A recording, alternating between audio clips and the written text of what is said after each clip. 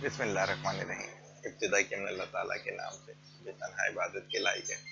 आप और मैं इस चीज़ की गवाही देते हैं कि मोहम्मद सल्लल्लाहु अलैहि वसल्लम उसके आखिरी नबी और रसूल हैं। अल्हम्दुलिल्लाह हमारी रमज़ान सीरीज़ का सिलसिला चल रहा है, रिस्पॉन्स भी आ रहे हैं और बेहतर से बेहतर लोग इसको अब्जॉर्ब भी कर रहे हैं। कमी बेशी के साथ हो रहा है। कभी कभी लोग मेरे से क्वेश्चन करते हैं, वो 3-4 लेक्चर पीछे का होता है, उससे लग रहा होता है कि इकट्ठे कर करके सुन रहे हैं। बहरहाल जैसे जिसके लिए आसानी हमारा तो ये है कि एक पूरी सीरीज अगर अल्लाह ताला कर देते हैं हो जाती है, तो इस टेक्नोलॉजी का ये फ़ायदा है कि अरसा दराज तक वो महफूज रहेगी और लोग सुनते रहेंगे। हमने शुरू किया तौबा से दुआ तक का सफ़र, तो बहुत सारे इससे रिलेटेड भी क्वेश्चंस आए। कई चीज़ें ऐसी थी कि लोगों की वो जो ब्रेन की स्टेट है वो क्रिएट नहीं हुई भी थी, तो वो उसको उस तरह से एब्जॉर्ब नहीं कर पा रहे कि कैसे हो सकता है कि तौबा इसी चीज़ को कहते हैं। ऐसा नहीं है, ऐसा नहीं है। कई दफ़ा मैंने ये चीज़ बोली कि जब आप करेंगे, आजमाएंगे, तो खुद ब खुद आपको फ़र्क पता चलेगा। जैसे अक्सर बेशतर हम कहते हैं कि आप रट्टे मार के पेपर क्लियर करें और आप उसको समझ के करें, दोनों में ज़मीन आसमान का फ़र्क है, ज़मीन आसमान का फ़र्क है। आप जो समझ के करते हैं वो आप ज़िंदगी के हर मौके पे अप्लाई कर सकते हैं, और हमारे इधर का सबसे बड़ा अलमिया यही है कि हम अपने इल्म को कभी अप्लाई नहीं कर पा रहे होते। उसकी वजह ये कि हम उसे समझ ही नहीं पा रहे होते। बहरहाल आपने कल जो तौबा का सफ़र शुरू किया, आज दुआ पे लेकर जाना है। तो दुआ के बारे में बताना चाहते हैं कि किसी ने क्या खूब लिखा था उसी को मैं रीड कर रहा हूँ। किसी ने क्या खूब कहा है कि हम में से जब भी किसी शख्स को कोई शिकायत होती है तो किसी ऐसे दरवाजे को तलाश करता है कि जिस पर दस्तक देने से इसकी शिकायत रफा हो सके, और जब वो दुनिया के तमाम दरवाजों को बंद पाता है तो मजबूर होकर अपने खुदा से फरियाद करता है। इस फरियाद करने को दुआ कहते हैं। सूरह बकरा में आता है, अल्लाह ताला फरमाते हैं आयत नंबर 186, और जिस वक्त मेरे बंदे तुमसे, यानी कि हज़रत सल्लल्लाहु अलैहि वसल्लम से मुखातिब करके फरमाया अल्लाह ने, मेरे मुतालिक पूछे तो मैं पास ही हूँ। दुआ करने वाले की पुकार जिस वक्त वो मुझे आवाज देता है मैं सुन लेता हूँ और कबूल करता हूँ। लिहाजा इन्हें चाहिए मेरा कहना माने, मुझ पर ईमान लाए ताकि राह रास्त पा लें। इसी चीज को किसी शायर ने जिस तरह से कंपाइल किया, हर चीज मुसब्बब सबब से मांगो, मिन्नत से, खुशामद से, अदब से मांगो। क्यों गैर के आगे हाथ फैलाते हो? बंदे हो अगर रब के तो फिर रब से मांगो। हज़रत सल्लल्लाहु अलैहि वसल्लम ने किसी मौके पर फरमाया, इंसान को अपनी तमाम तर हाजात के लिए खुदा से रजू करना चाहिए, यहाँ तक कि अगर जूती का तस्मा भी टूट जाए तो खुदा से ही मांगे, और नमक की जरूरत हो तो तब भी इसी से मांगे। अल्हम्दुलिल्लाह मांगना आना चाहिए, रब से मांगना आना चाहिए। अल्लाह ताला ने बहुत तरीकों से सिखाया। अब्बू के बाद जब मुझे ये गद्दी मिली तो मेरे मोबाइल में उन तमाम मुरीदैन के भी नंबर थे जो कि अब्बू के थे, जिनमें जर्नल भी थे, मुख्तलिफ कंट्रीज के सफ़ीर भी थे, तमाम बड़े नाम थे। मैंने सबको डिलीट कर दिया। मैंने कहा एक तो दो वजूहात की वजह से, एक तो ये कि कभी मैं ये ना सोचूं कि मैं अपने किसी काम के लिए इन्हें कॉल करूंगा, और दूसरा ये कि जब इनकी कॉल आए तो मैं इनके दुनियावी रुतबों की वजह से मुतासिर होके उठा ही ना लूं कि यार उसकी नहीं उठानी, उसके बाद कोई रुतबा नहीं है, इसकी उठा ले। जब आप ये समझते हैं कि आपके तमाम काम रब ही की तरफ से होंगे, तो फिर बंदा जो है जिसके गिर्द आप घूमते रहते हो, जो पीआर बनाते रहते हो, वो बहुत ही ऑर्डिनरी हो जाती है, जो कि इन दोनों से, कुरानी आयत और हदीस से हमने इस चीज को साबित किया। छोटी छोटी चीजें बताता हुआ आऊंगा। किसी मौके पे मेरे नबी ने फरमाया दुआ इबादत है, और यकीन कीजिएगा कि मुझे जब ये समझ में आई कि अल्लाह ताला हमारी हर जायज चीज जो है वो वैसे ही दे रहा होता है, जो कि अल्लाह ताला 70,000 माओ से ज्यादा मोहब्बत करता है, तो मुझे लगा कि हम दुआ क्यों करें, ऑलरेडी तमाम चीजें मिल रही हैं। फिर मैंने कहा कि नहीं, जब फरमाया गया दुआ इबादत है तो हमें करनी है, तो इस वजह से फिर मैंने शुरू किया, और उसमें यूनिकनेस भी लेकर आया जो आगे बताऊंगा। दुआ इबादत का मगज़ है, ये भी फरमाया गया।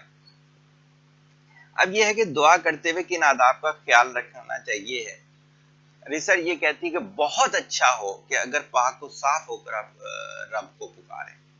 لازمی نہیں ہے لیکن جس طرح سے ہم کسی بادشاہ سے منسٹر سے ملنے جا رہے ہوتے ہیں. مجھے ایک واقعہ یاد آ گیا. جو تھے یہاں کے انڈیا کے پریزیڈنٹ تھے کلام صاحب. تو جب میزائل انہوں نے بنایا تو سکسیس ملی. تو اس وقت کے جو لیبر منسٹر تھے وہ انہیں لینے آئے کہ پرائم منسٹر صاحب سے آپ کی ملاقات کروانی ہے. انہوں نے کہا چلیں. تو انہوں نے کہا کہ آپ نے کپڑے کون سے پہنے ہیں. غالباً وہ تھا ایک پاجامہ اور ایک کرتا ٹائپ کا تھا اور نیچے سادہ سے سلیپر تھے عام طور پہ جو ہم لوگ پہنتے ہیں. انہوں نے کہا کیوں؟ کہتے ہیں آپ پرائم منسٹر سے ملنے جا رہے ہیں, آپ کوٹ پینٹ پہنے, جوتے یہ والے پہنے. تو ان کا اگر انہوں نے میرے کپڑوں سے ملاقات کرنی ہے تو پھر کپڑے لے جائیں, میرے ملاقات کرا جائے. اگر انہوں نے اس شخص سے ملاقات کرنی ہے جس نے میزائل کی ٹیکنالوجی پہ محنت کر کے سب کیا ہے تو انہیں انہی کپڑوں میں مجھ سے ملنا چاہیے. اور اپنی آٹو بایوگرافی میں لکھتے ہیں, پڑھی ہوئی ہوگی یہاں پر, کہ وہ میں پھر اسی طرح سے کیا. صحیح ہے. تو کہنے کی جو بات ہے, جب ہم ایک چھوٹی سی دنیاوی ہستی کے پاس جانے کے لیے اہتمام کر رہے ہوتے ہیں تو رب سے التجا کے لیے بھی ہمیں کچھ آداب کا خیال رکھنا چاہیے. باوضو ہو جائیں اور اچھی بات ہے. ہمارے بہت سارے ساتھی ہیں ماشاءاللہ, کوشش ان کی یہ ہوتی ہے کہ 24 گھنٹے میں کبھی بھی بے وضو نہ رہیں. وضو ختم ہوتا ہے دوبارہ وضو کر لیتے ہیں. اس کی وجہ بھی ہے سفر میں جا رہے ہیں, ایکسیڈنٹ ہوا, ڈیتھ ہوگی, وضو کے ساتھ ہوں گے. کوئی نیک عمل دعا سے پہلے کرنا یا 2 رکعت نماز پڑھ کر دعا کرنا, یہ اور اچھی بات ہے. اچھا لگتا ہے رب کو کہ میرا بندہ نیکی کر کے میری طرف آ رہا ہے. انٹینسٹی بڑھتی ہے, آپ کی برین کی سٹیٹ چینج ہو جاتی ہے. ادب کو ملوذ خاطر رکھ کے, جیسے ایسا نہیں ہے کہ ٹانگیں اوپر اٹھائی نہیں اور اللہ سے دعا کی جا رہی ہے. دعا زبان سے تو کرنی ہے لیکن آداب ہے. میں دوبارہ پھر وہی کہوں گا کہ جب یہ کسی بندے کو اچھا نہیں لگتا کہ آپ کی سنت پہ بیٹھیں تو اللہ کو کیسے اچھا لگے گا. تو ادب سے بیٹھ کے کریں, قبلہ رخ ہو کر کریں دعا, دونوں ہاتھ اٹھا کر کریں, پہلے اللہ کی حمد و ثنا کریں, اس کے اسماء حسنہ اور صفات کاملہ کا واسطہ دیں, درود شریف پڑھیں, گناہوں سے توبہ کریں, استغفار پڑھیں. کوشش کریں کہ دعا دل سے آ رہی ہو, کہ دل کی گہرائی سے آ رہی ہو. جیسے کل کے توبہ والے لیکچر میں بھی ہم نے کہا تھا کہ ایک خاتون ہے وہ ماں کی ایکٹنگ کر رہی ہے اور ایک حقیقت میں ماں ہے, دونوں میں فرق ہوگا. جیسے ایک واقعہ ذہن میں آ رہا ہے, کبھی بیشی کی معافی دیجیے گا کیونکہ کتاب کا حوالہ نہیں ہے میرے پاس. حضرت علی تنہ کے بعد ایک دفعہ ایک واقعہ ہے کہ ایک بچے کی 2 خواتین جو تھیں وہ آنرشپ لینا چاہ رہی تھیں. تو حضرت علی نے فرمایا کہ اچھا دیکھ لیتے ہیں. انہوں نے کہا کہ تلوار لے کر آؤ کیونکہ پتہ ہی نہیں چل رہا کس کا, تو اس بچے کی گردن ہی اڑا دو تو یہ مسئلہ ہی ختم ہو جائے گا. جلا تلوار لے کر آیا, بھی تلوار ہی نکالی, جو حقیقی ماں تھی وہ چیخ پڑی کہ نہیں مارو نہیں مارو, دے دو, یہ اس کو دے دو, مارو نہیں. تو حضرت علی نے فرمایا کہ یہ انہی کا بچہ ہے. تب بھی وہ اس لیول پہ تڑپی ہے. صحیح ہے. تو آپ کو دل کی گہرائی سے ماننا ہے, پتہ چلے کہ آپ اس چیز کے مانیں. کسی چیز کا بار بار سوال کرنا, جیسے ہمارے ایک ساتھی تھے, وہ ریلوے اسٹیشن پہ گئے کسی کو چھوڑنے کے لیے, خود جا رہے تھے. ایک فقیر آ گیا اور وہ بار بار مانگے جائے, بار بار مانگے جائے. تو انہوں نے آخر میں دیا. جب وہ چلا گیا تو ان کے ساتھ جو صاحب تھے انہوں نے کہا یہ بھی جان نہیں چھوڑتے. کہتے ہیں یہی تو ہمیں مانگنے کا طریقہ سکھاتے ہیں. تو ہمیں کیا ہے کہ گڑ گڑا کے بار بار مانگنا ہے. کسی غلط چیز کی دعا نہیں کرنی چاہیے, حرام چیز کی دعا, شراب کی دعا, ناچ گانا, الٹی سیدھی مہندی کی رسم اور خرافات جو گھروں میں ہو جاتی ہیں, ہم جو کسی خرافات میں پڑ جاتے ہیں, ان تمام چیزوں سے متعلق کوئی دعا نہیں ہونی چاہیے. دعا کے الفاظ کو بہت محنت کر کے تیار کیا جائے, اور جو صحابہ اور انبیاء کی دعائیں ہیں کبھی ان پہ غور و فکر کیا جائے تو بہت سے اچھے الفاظ آپ کو سمجھ آئیں گے جو کہ ان کی ترتیب سے نئے جملوں میں کنورٹ ہو سکتے ہیں. دعا کو ختم کرنے کے بعد بھی اللہ تعالیٰ کی حمد و ثنا کی جائے, درود پڑھا جائے, ختم ہونے پر آمین کہا جائے, اور اگر ہاتھ اٹھائے ہوئے ہیں تو ہاتھ منہ پر پھیر لیا جائے. یہاں پر کچھ چیزیں اور میں ایڈ کر دوں گا جو میری ذاتی رائے ہے، اس کو اگر آپ ویٹیج دینا چاہیں تو ویٹیج دے سکتے ہیں، اگر نہ دینا چاہیں تو کوئی گلا نہیں ہے۔ میں یہ کہتا ہوں کہ دعا کے آغاز، یہ سارے تو آغاز نہیں ہیں، ٹینجیبل آغاز یہ ہے کہ پہلے آپ یہ سمجھیں کہ آپ اس دعا کے قابل ہیں یا نہیں، اور اگر نہیں ہے تو کر لیں۔ جیسے مجھے اچھی طرح یاد ہے کہ میرے پاس ایک لڑکی آئی، اس کی پرسنٹیج غالباً 48 تھی، اور وہ اس کالج میں ایڈمیشن چاہتی تھی جہاں پر کلوزنگ ہوئی تھی 88% پہ۔ اب میں نے دل میں یہ سوچا کہ یہ معجزہ کیوں؟ اگر ہوگا تو معجزہ کہلائے گا نا اس کے لیے۔ تو بھائی آپ پوری محنت کرتی ہیں، آپ کا کیا ہوتا ہے 87.5 ہوتی، 88 پہ کلوز ہو رہا ہوتا، پھر آپ دعا کرتے ہیں کہ یا اللہ یہ جو تھوڑا سا ڈفرنس ہوا ہے یہ کسی بھی طریقے سے پورا ہو جائے۔ تو دعا کا عملی طریقہ یہ ہے کہ ہم ساتھ ساتھ اپنے آپ کو اس دعا کے قابل کریں۔ تو اس سے کیا ہو جائے گا؟ اس سے یہ ہو جائے گا، ایک تو ہمارا یقین کامل ہو جائے گا کہ وہ ہم دعا کے قریب ترین ہوتے چلے جا رہے ہیں، اور پھر آپ کو دعا کرنے میں برین کی اسٹیٹ بھی وہ بنے گی جو کہ حقیقتاً ہوتی ہے۔ پھر آتا ہے کہ کن لوگوں کی دعا جو ہے وہ قبول ہوتی ہے۔ کچھ واضح اشارے ہیں، ویسے تو ماشاءاللہ سب کی قبول ہوتی ہے، لیکن کچھ واضح اشارے ہیں وہ سمجھنے سے تعلق رکھتے ہیں۔ ماں باپ کی دعا اولاد کے حق میں، اس بارے میں بھی میری رائے یہ ہے کہ ماں باپ کی جو دل سے دعا نکلتی ہے، جیسے میں کئی مواقع پر کہتا ہوں، کسی جگہ انٹرویو وغیرہ بھی ہو رہا ہو تو وہ مجھ سے کہتے ہیں کہ آپ نے وہ کون سی زندگی میں اچیومنٹ کی جس پہ آپ کو بے انتہا خوشی ہے۔ میں نے کہا اللہ کا شکر ہے سرٹیفکیٹ بھی بہت ملے، بہت ساری ایسی چیزیں ہیں جو انعامات سے کہلاتی ہیں، لیکن میری زندگی کے 2 انعام ایسے ہیں کہ جو لکھ دیے جائیں اور بقیہ ہٹا دیے جائیں تو مجھے ہوگا کہ میرے پروفائل میں سب کچھ لکھ دیا گیا۔ تو وہ پوچھتے ہیں کون سی؟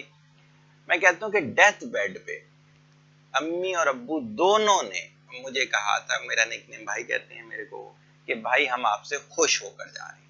تو یہ اسٹیٹمنٹ میرے لیے آنر رکھتی ہے، اور میں بالکل یہ کہتا ہوں کہ میں ایک بہت ہی ایوریج مائنڈ کا ایک انسان ہوں، اور ایوریج عملی انسان بھی ہوں، عبادت کے لحاظ سے بھی، معاملات کے لحاظ سے بھی، لیکن جو مجھے رتبہ دیا گیا، میں اکثر بیشتر کہتا ہوں لنکڈ ان پہ 70+ کنٹریز کے جو ٹاپ پروفائل ہیں، جس میں پریزیڈنٹ بھی شامل ہیں، ان کے سفیر بھی شامل ہیں، دوسرے بھی شامل ہیں، جنہوں نے مجھے خود ریکویسٹ بھیجی اور وہ میرے ساتھ اب رابطے میں رہتے ہیں۔ اسی طرح UN نے مجھے ٹچ کیا۔ ایک ایوریج انسان کو کیوں ٹچ کیا جا رہا ہے؟ وہ یہ دعا میں آتا ہے کہ یقیناً جب انہوں نے الفاظ ایسے ادا کیے تو دل سے دعا بھی ضرور کی ہوگی۔ دوسرا آتا ہے مظلوم کی دعا، کسی پہ ظلم کیا جا رہا ہو اور آپ ان کے ساتھ کوئی مدد کریں تو کیا ہوگا کہ اس کے دل سے دعا نکلے گی۔ مسافر کی دعا، وہ سفر میں ہوگا، اور اگر وہ مسافر علم کے سفر میں ہو تو کیا ہی بات ہے۔ امام عادل کی دعا، جو لیڈ کر رہا ہوگا اور عدل کے ساتھ لیڈ کر رہا ہوگا۔ روزے دار کی دعا، ماشاءاللہ رمضان کا مہینہ ہے، روزے دار کی دعا۔ مریض کی دعا، اسی وجہ سے کہتے ہیں عیادت کرنے جائیں، ان سے دعا بھی کروائیں اپنے لیے۔ مسلمان کی دعا اپنے غیر حاضر بھائی کے لیے۔ فرما بردار اولاد کی دعا۔ الحمدللہ یہ وہ واضح ہیں جو کہ کوئی بہت زیادہ مشکل کام بھی نہیں ہے، اگر تھوڑی سی محنت کی جائے تو یہ سب کیے جا سکتے ہیں، یہ دعائیں حاصل کی جا سکتے ہیں۔ حضرت ابو ہریرہ رضی اللہ تعالیٰ سے روایت ہے کہ حضور اکرم صلی اللہ علیہ وسلم نے ارشاد فرمایا، بے شک اللہ پاک ہے اور پاک ہی مال اور قول و عمل قبول فرماتا ہے۔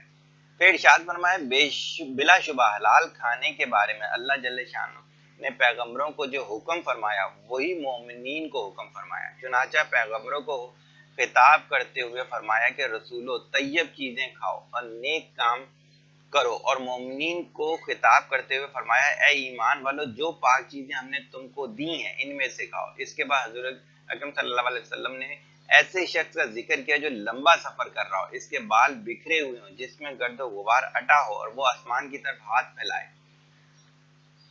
یارب یارب کہہ رہا ہو، دعا کرتا ہو، یہ شخص دعا تو کر رہا ہے اور حال یہ ہے کہ اس کا کھانا حرام اور پینا حرام، پہننا حرام اور اس کو حرام غذا دی گئی، پس ان حالات کی وجہ سے اس کی دعا کیوں کر قبول ہوگی؟ پیچھے بولا تھا ہم نے، اسی کو رپیٹ کیا جا رہا ہے۔ احتیاط والی زندگی نہ ہو تو بھول جائیں کہ آپ کی عبادات قبول ہو رہی ہیں۔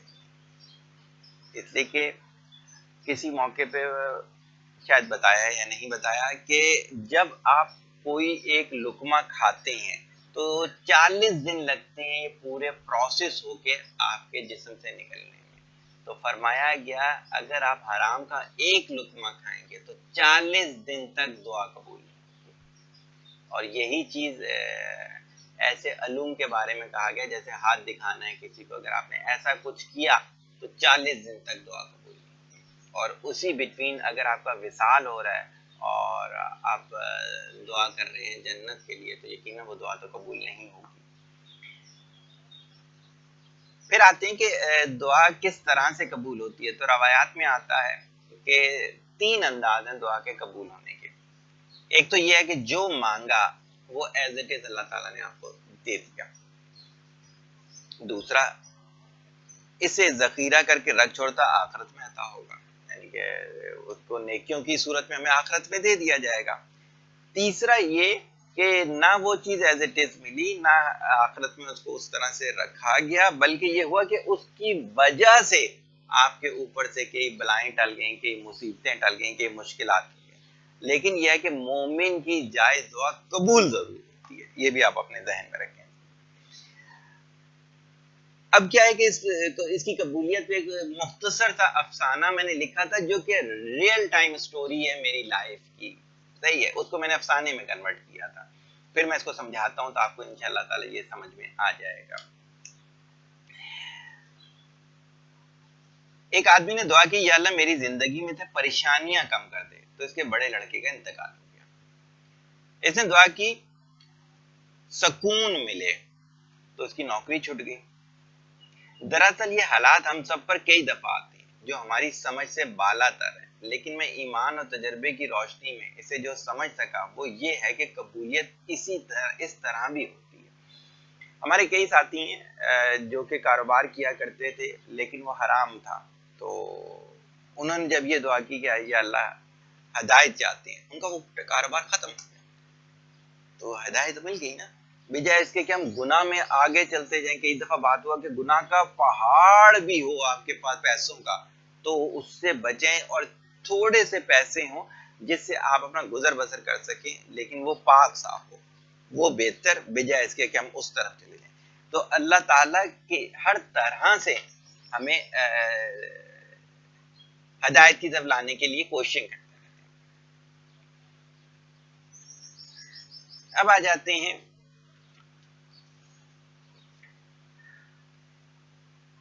کہ ہم اس طرف کہ توبہ سے دعا تک کا سفر کمپلیٹ ہوتا کیسے ہے۔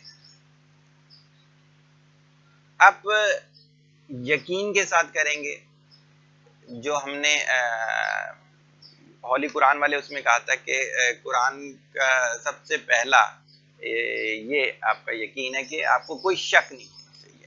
اچھا، یہ ہم پہلے بھی کہہ چکے ہیں کہ اگر ہم ڈاکٹر کے پاس جاتے ہیں، ڈاکٹر کی دوائی پہ شک، ہمارے پاس آج صبح بھی کئی کال آ رہی تھی، کسی دور میں میرے وہ پیشنٹ رہے ہیں، اب انہوں نے 3-4 ڈاکٹر رکھے ہیں، کبھی ایک ڈاکٹر کی دوائی استعمال کرتے ہیں، کبھی دوسرے کی کرتے ہیں، کبھی تیسرے کی کرتے ہیں، اور عرصہ دراز سے وہ بیماری چلے آ رہے ہیں۔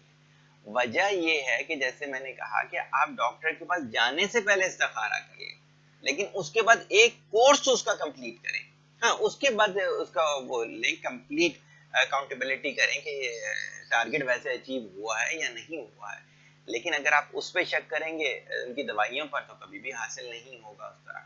اسی طرح آپ کسی سے کچھ سیکھنے جاتے ہیں اور اس سے کہتے ہیں کہ اگر میں اس طرح سوال کروں گا تو پیپر میں کلیئر ہو جاؤں گا، نے ان کے سوال و جواب پہ شک کیا۔ آپ کسی سے مشورہ لینے کے لیے جاتے ہیں، آپ وہاں پہ تمام چیزیں ڈیسائیڈ ہو جاتی ہیں، جی یہ کتاب ہی خریدنی چاہیے، اور آپ آتے ہیں یہ کتاب نہیں دوسری کتاب خرید لیتے ہیں۔ یا تو وہیں دلیل پہ آپ اس چیز کو چھوڑیں کہ نہیں آپ کی بات ہمیں سمجھ نہیں ہے، تو پھر ہم دکان پر جا کے فیصلہ کریں۔ لیکن مشاورت میں آپ نے یہ کہا کہ یہ چیز اور نہیں کیا، اس کا مطلب ہے اس میں شک. صحیح ہے. اب کیا ہوتا ہے کہ دعا کرتے ہوئے سب سے پہلے تو آپ کا یقین ہونا چاہیے. پھر یہ جو سٹیپس ہیں کہ احتیاط والی زندگی، لاسٹ ٹائم بھی میں نے لیکچر میں کہا تھا کہ ہم جو ہیں ہماری دعاؤں میں مسائل، ہماری زندگی کی مشکلات، یہ سب اس وجہ سے ہیں کہ ہم احتیاط والی زندگی نہیں گزار رہے ہوتے.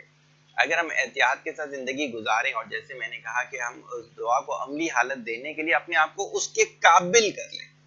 جیسے صحت ہے، فار ایگزامپل آپ صحت کی دعا کر رہے ہیں، بیماری بھی نعمت ہے، صحت بھی نعمت ہے. دعا بیماری کی یہ کرنی چاہیے، یا اللہ یہ بھی ایک نعمت ہے، وہ بھی ایک نعمت ہے، تو بیماری کی نعمت کو صحت کی نعمت سے بدلی کر دیں. اس لیے کہ اللہ کی نعمتوں کو جھٹلانا نہیں چاہیے ہے.